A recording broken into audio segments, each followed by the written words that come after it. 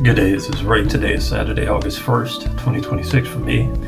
Another day of learning and growing. I hope that you, your family, friends, and loved ones are doing well and staying safe. So, a little bit tired. I think I'm dealing with a little bit of a lupus flare. I noticed some swelling on my forehead in a few places, and my joints are hurting a bit this morning, but I'm doing okay. Went to go pick up groceries this morning. I was going to try to switch that routine to Wednesdays so that I can have my weekend just to stay at home if I want to or travel. And yeah, that's that. So looking back at July was a difficult month financially for me. I had my ongoing medical bills from a hospitalization back in May when I had the appendectomy. Excuse me.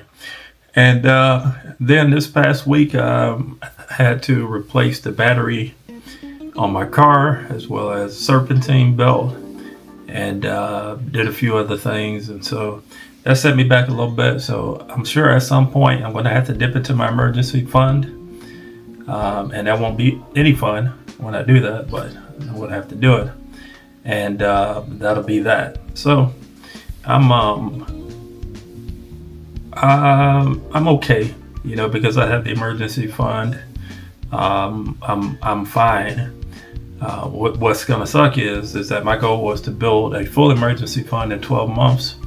The first few months I was able to hit my target. This past month, I didn't contribute a single penny to my emergency fund. Now, it is in a high yield savings account, and I will say the interest that accrued when I checked this morning was about $15.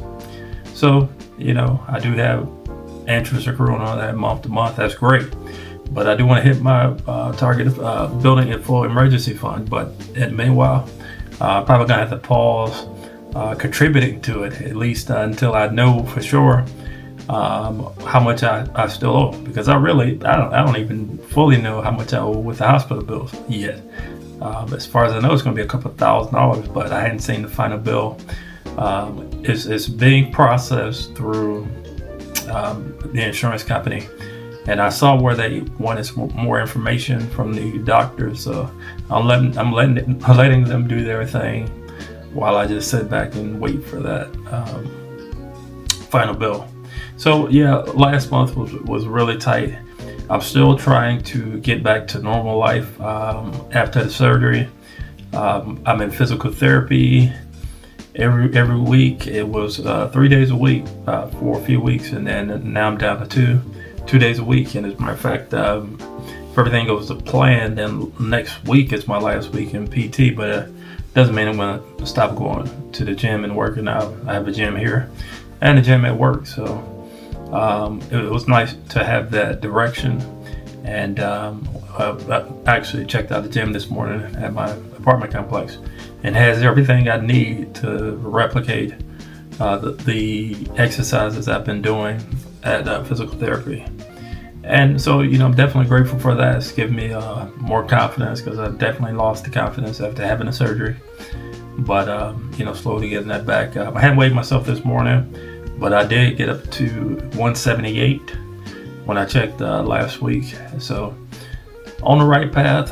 My goal is to get to 185, 190, which is where I was at the beginning of the year, 191 to be specific.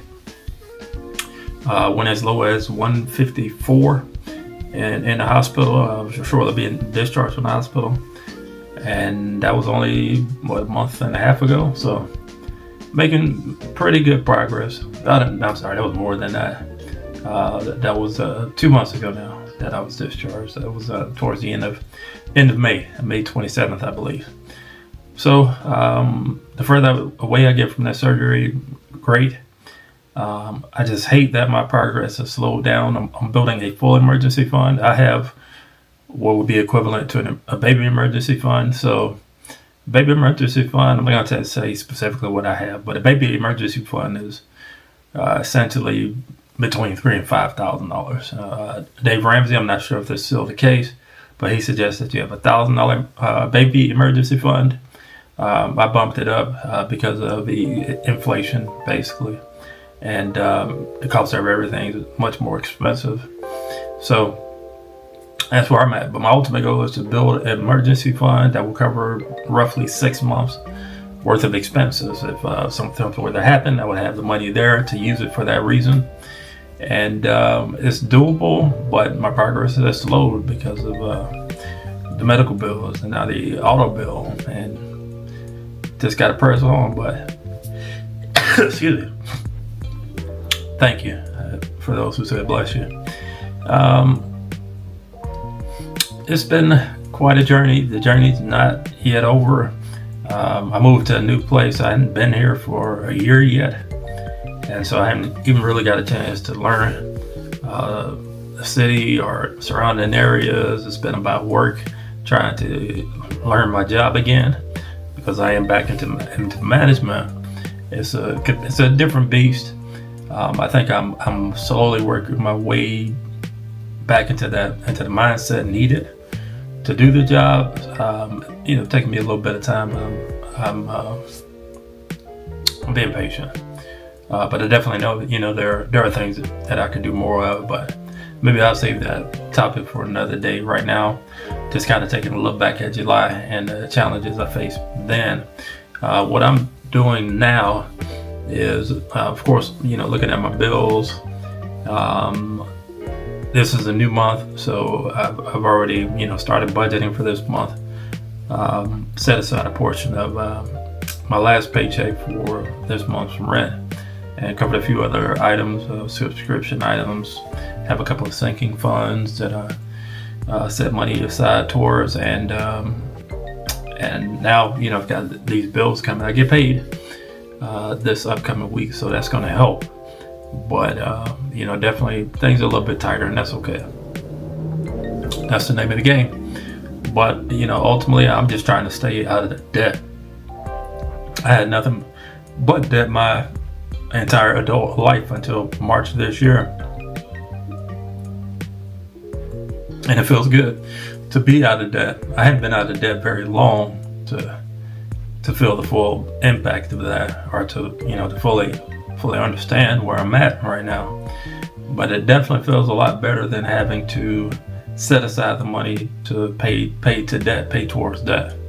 I'm not doing it now. I don't have to. Besides the medical bills I'm getting, I'm not sure how to count that as debt, because I am paying it off prior to when it's due, based on the statement. But maybe I need to figure out a better way to track it and to see how much I actually accrued in medical debt. But the fact that I am, paying it off as they come, I don't consider that as having debt or going back into debt.